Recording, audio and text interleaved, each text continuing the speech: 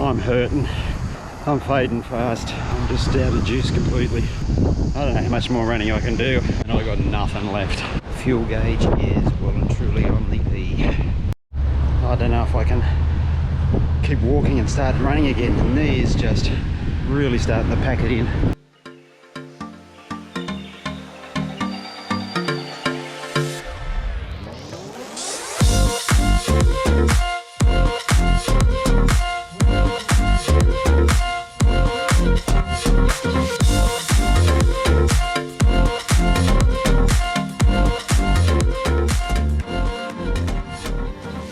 We've just arrived down here at Coolangatta for the start of the Gold Coast 50, and it is blowing its tits off. This is ridiculous. I've had to get changed in the car because I'm getting blown away. Unbelievable. Anyway, we'll head over to the start. So as you can see, guys, from that last clip, how windy it was. I couldn't believe it when we got out of the car, just how strong that wind was. What that actually meant was that each time we went north on the course, we were struck with a headwind, and when we turned around, obviously had the wind behind us, but it got really, really warm. Now, before I go into my race recap, I just want to make mention to everyone who reached out to me on Strava and also in the comments below to the last video, just offering such great support and congratulating me on getting to the finish of that 50k in some trying conditions on the day, and also a less than ideal preparation. As you'll know, that if you've been watching the Gold Coast or Bust 0 to 50k in 66 days series, you know that I've had to battle with a knee problem pretty much all the way through, and there were even doubts in the days preceding the event that I'd actually take part. Those comments really gave me a lift on Sunday night and earlier this week. There was one comment that really stood out that was right on the mark from a guy called Marco, and I'm going to go through Marco's comment at the end of this video, guys, so stick around to see what Marco said and my response to his comment. Alright, so let's dive into the race recap. It's a 2 by 25k loop course, so out and back. The wind did keep it a little bit cool, especially for the outward leg, but the return leg in some of the exposed areas got really quite warm, and especially on that second lap. Now, I went into the event with a strategy of a run, walk scenario, but the first lap went really good. Everything was traveling pretty good. The knee, yes, it was uncomfortable, but it was bearable. I think I went through the first 25k in around about 2:20-ish. So I was on track to run that sub 5 hours, which had sort of circled that would be a nice time to try and achieve on the day. But the second lap, guys, things just really did turn to poo, I guess you could say. Got to about 34k and the wheels really fell off. I was pretty much struggling, and that just comes back to the fact that hadn't done anywhere near enough long runs in the lead up to it because of the knee issue. I had one run over 20k in this 9.5 week block, and that's just nowhere near enough to run a 50 kilometre event. So 34k, I think that's where I took probably my longest walk break, was about 5 minutes. I was really suffering at 40k. The run sections were getting shorter and the walks were getting a little bit longer. I got to 45k, had scheduled in another walk break there. When I really did try to start running again, the knee just didn't want a bar of it. Made the decision then that I was going to pull the pin and just walk it in from there. The knee really did get quite angry, and I think I took about an hour to walk that last 5 kilometres. I had several stops where the knee was quite painful. Got done across the finish line, 5:26.55. Wasn't the sub 5 hours that I was sort of hoping I would be able to do on the amount of training that I had done. Look, up until that last walk at 45k, I was on target to do that sub 5 hour, but after that it wasn't going to happen, and look, was quite happy to walk it in.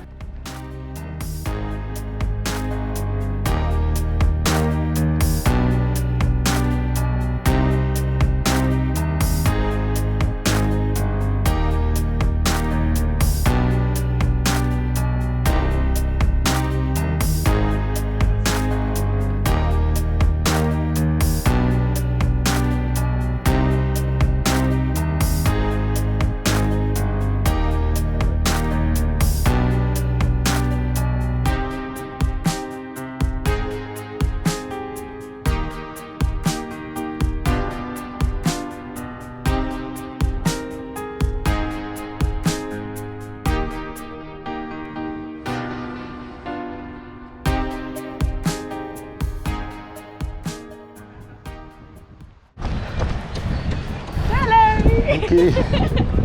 First walk break, guys. 6k in. Woo! On the way back.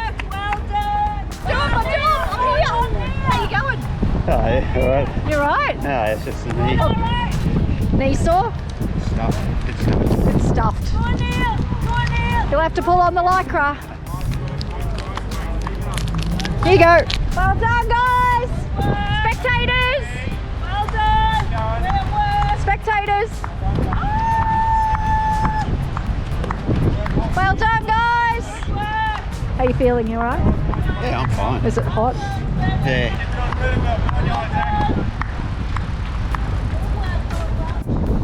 Still bloody windy, guys.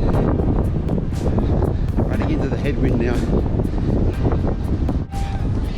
Haven't done a lot of talking, guys, because it's really windy, and I'm sure it's coming through in the microphone now. Just hit 34k, 3 hours 15. And it was bound to happen that the wheels would come off, and I think they just started to come off. I knew it would get ugly, guys, towards the back end, because that's just the lack of long runs to prepare for this because of the knee.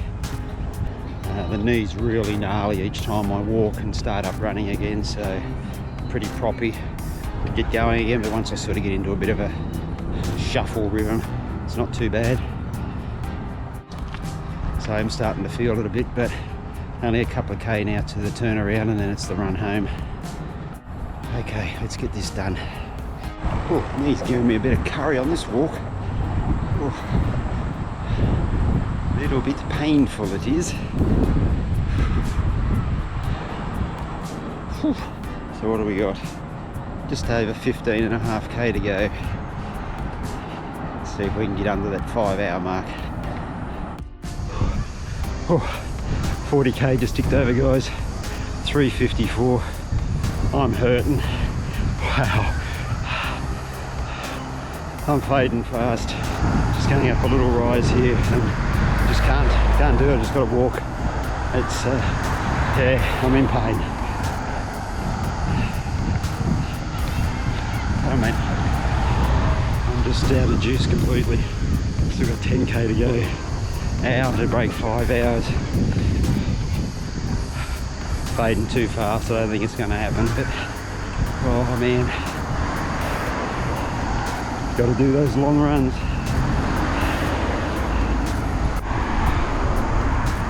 Oh, I just can't. I don't know how much more running I can do. I'm really on empty. Just get down this hill because running down hills is really hurting the knee. So just walk down the end here. Oh man, this is tough. About 7k to go, and I've got nothing left. A lot of long walks now. Got to keep pushing forward. Try not to stop. That's the main thing. Just keep walking. Get a run in every now and then. But fuel gauge is well and truly on the E. I'm going to try and run a K, maybe walk a K. See how that goes. Just got nothing left. Absolutely nothing. I don't know if I can keep walking and start running again. The knee is just really starting to pack it in. That last little run just felt a buckle on me, so that wasn't a good sign. Oh, under 5k to go. Come on. Really windy, guys, but I'm done. Running's done for now for today. My knee's just too painful. Even walking now, it's quite uncomfortable, and it's just too painful to run on. So just ticked over 46k, so I'm just going to walk it in now the last 4k. Disappointing, but what can you do? I knew the knee wasn't 100%, so just going to enjoy this last 4k now, so walk it in. Oh. Man.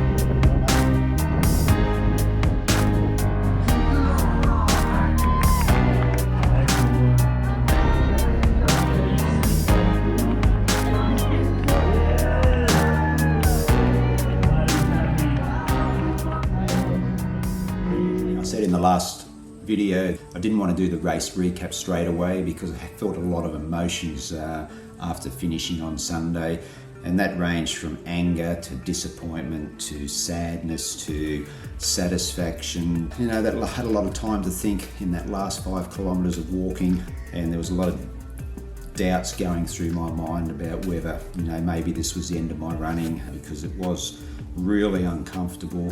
I know if you've been following the channel for a while, you've heard me talk about my injuries that I've had over the last 3 years, and that's that last 5k just all started to bottle up inside me, and just got to a stage where I thought, I can't continue to do this anymore to my body. And that was part of the reason why I didn't want to say anything, do that race recap on Sunday, because I had so many things going through my mind. And when I crossed the finish line, I found a seat and I just plopped down and had a drink. I don't know, I just didn't know how to really feel about what I had just done, what I had actually felt in that last 5 kilometres. Yeah, I just needed a few days to really process what went down on the day, and also what had sort of gone on in the previous 9.5 weeks in this training block since that broken toe. And I feel like I'm in a better headspace now to sort of make a decision on where I'm going to go, and I'm going to get to that in a little bit. Alright, so the race is done. We've reached the culmination of this series. Look, I'm really happy that I made the decision to go through with the run. I'm not sure if you can hear that in the background. It's one of the dogs having a bit of a play outside. But yeah, really happy that I made the decision to run in the 50k. Things didn't go the way that I would have liked, but look, I really went into that run on Sunday knowing that things were going to get bad because of the knee, because of the lack of preparation, and they did. And look, I'm okay with that. I'm okay with the decision I made. Concentrate now on rehabbing the knee and getting the body right, and hopefully moving into 2021. Now I want to get to Marco's comment on the last video, and I'm going to read out a little bit of the comment. I won't read it all, guys. If you want to go and check out what Marco actually said, I'll put a link to that video up here in the right hand corner so that you can go and check it out. But in part, Marco said, not a reasonable thing to running an ultra with a knee injury and not enough preparation. And also, sorry, but I think you made many mistakes in this, including running a fast and useless 5k the day before the race, while you should have been rested. I am maybe hard on this, but I say what I think. I hope you will fully recover from the injury and do better next time. Completely agree with Marco. I did make many mistakes in the lead up to this 50-kilometre event. Not so much the 5k the day before, because that was just a comfortable run. And look, the time that I ran in that 5k the day before was like 4 minutes slower than my fast 5k that I had done a few months before. So that really didn't come into it. But the fact that Marco highlighted the lack of preparation, the knee injury, this is something that I would not advocate to anyone. Why did I do it?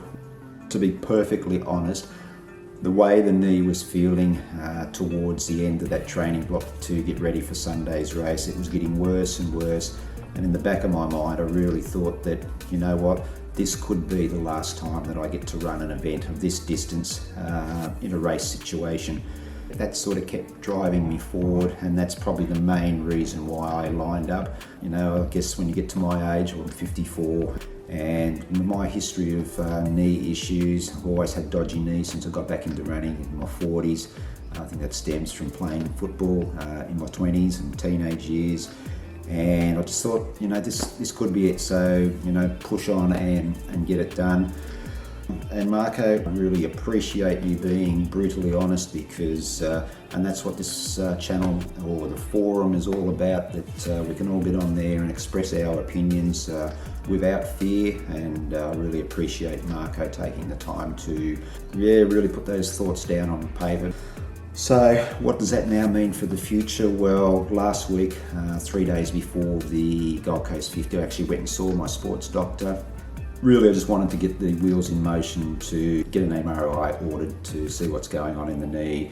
Now, from his early examination, he seems to think that I have patellar tendinopathy, acute on chronic stage, and he's diagnosis really was that I should continue to keep moving, even continue running up to 30 odd kilometres a week, low mileage, but also to introduce a strengthening regime as well to build up around the knee.